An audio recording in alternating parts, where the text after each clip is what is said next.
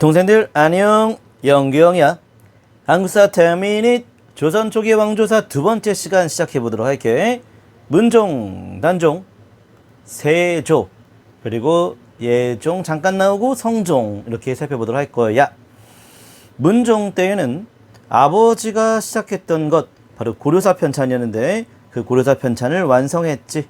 고려사 편찬하자마자 고려사 저료가 나왔어. 그리고 아버지가 만들었던 신기전, 그 신기전을 장착하는 화차를 만든 것도 문종 때라 볼 수 있겠어. 문종의 아버지가 바로 세종이었지. 그리고 문종 때에는 병서, 동국병감을 완성했다 라고 보면 되겠고, 자, 그 다음 단종. 요 단종 때에는 당시 의정부 서사제가 변질되는 모습이 나타나. 바로 김종서, 황보인이었지. 그들이 했던 황표정사, 바로 인사비리였지. 그 횡포를 막기 위해서 누가 나섰어? 바로 수양대군이었어. 그래서 수양대군이 김종서와 황보인을 제거하는 계유정난을 일으켰었지. 그런데 그 이후에 단종까지 죽여버리게 된 거지. 왕위를 찬탈하게 되는 거야. 자, 그래서 세조, 수양대군 세조가 되었고, 당시 수양대군이 세조되는 데 있어서 기여했던 세력들을 훈구파라고, 그 대표적인 인물이 한명회였지. 자, 세조의 왕위 찬탈에 반발하면서 목숨을 걸었던 인물 사육신이었는데 대표적인 인물이 성삼문과 박백년이었고, 반면 죽지는 않았고 허나 바로 세조의 왕위 찬탈에 반대했던 생육신도 있었어. 대표적인 인물이 김시습이었고, 이 김시습은 금오신화라고 하는 최초의 한문 소설을 만들기도 했었지. 자, 세조 때에는 태종 때 실시했던 육조직계제를 다시 재개했다 볼 수 있겠고, 그리고 세종대왕 때 만들었던 집현전과 집현전에서 경연을 주관했는데 이 모든 것들을 다 없애버렸지. 자, 세조 무서운 왕이긴 해. 그런데 태종보다 더 무서운 왕이 아닐까? 바로 집현전 경연 따위 다 날려버렸다. 자, 특히 영화 관상에서 이 수양대군의 역할 누가 했었어? 바로 이정재의 포스가 정말 대단하지 않았었나? 그치? 자, 종친을 등용했고 경국대전 편찬을 시작했던 세조. 근데 경국대전은 완성시키지 못했다는 것도 꼭 기억하자. 법전이었지.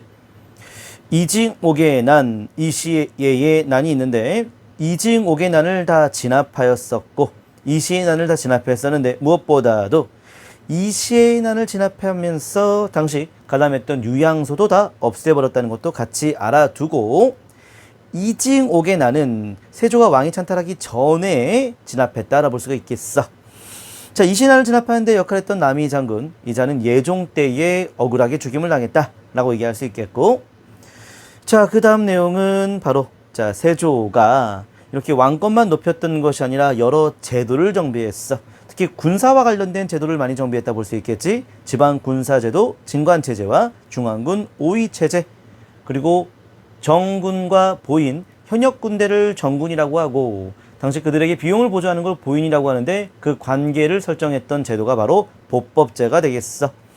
직전법은 토지제도인데 이거는 현직 관리한테만 국한시켜서 토지를 줬다라 볼 수 있는데 경제사 때 자세히 다루는 걸로 하고, 자, 불교를 중시했던 유일한 조선 전기의 왕이 세조라고 꼭 기억해야 돼. 너무나 많은 사람을 죽였어.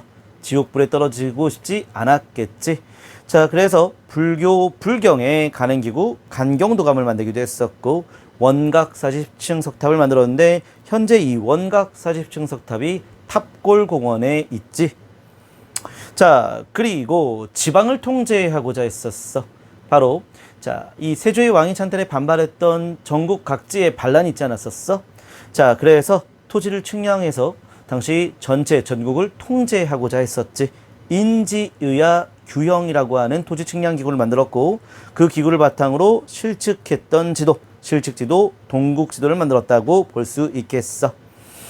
자, 특히 지방군사체제, 진관체제 만드는 과정에서 지방에 있는 군인들이 바로 경작할 수 있는 땅을 허용했어. 둔전제라고 하는데, 둔전제는 그 전부터 있었기 때문에 둔전제를 더욱더 확대했다, 증설했다 이렇게 보면 되겠고, 원상제, 본인이 죽게 되면 그 다음의 왕들, 바로 왕을 보필할 수 있는 이 신하들을 당시 원상이라고 했었어. 왕을 보필할 수 있는 신하들을 등용했다라 볼 수 있겠지.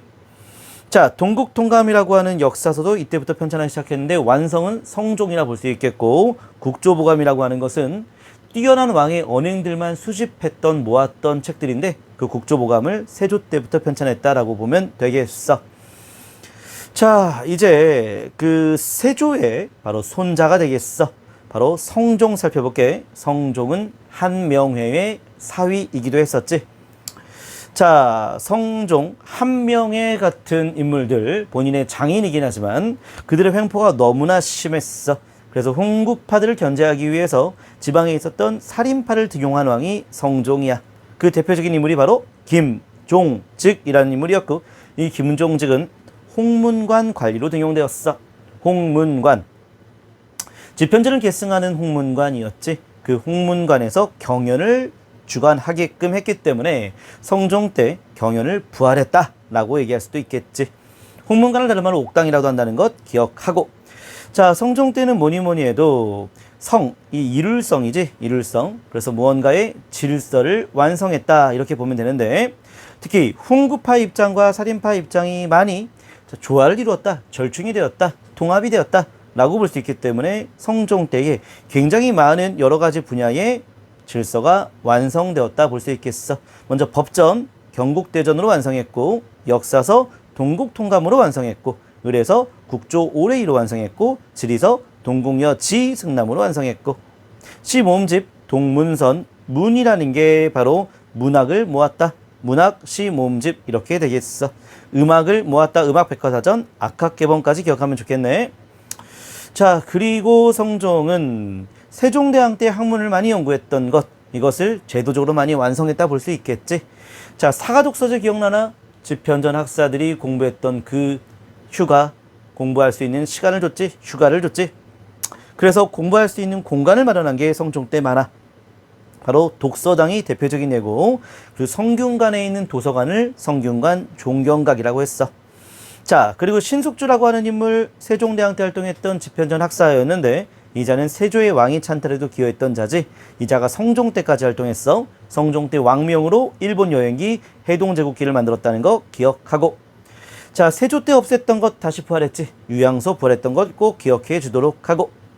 관수관급제는 관청에서 세금을 대신 걷어서 관리한테 주는 그런 제도가 되겠고. 자, 도첩제 완전히 없애버렸어. 승려의 출가를 완전히 금지시켰다 볼 수 있겠어. 그 도첩제 폐지 또한 억불책으로 꼭 기억하자. 불교가 산간불교화 되는 거야. 사창제, 지방에서 자체적으로 곡식을 꿔주는 제도가 잘 운영되지 않았어. 사창제 폐지. 그리고 안동권시에서 최초의 족보 성화보를 만들었는데 이때가 바로 성종 때였는데 이 성화보라고 하는 족보가 현존하는 가장 오래된 족보라 볼 수 있겠어. 만약 성종 이전의 족보가 발견되면 엄청난 대단한 역사적인 발견이 되겠지.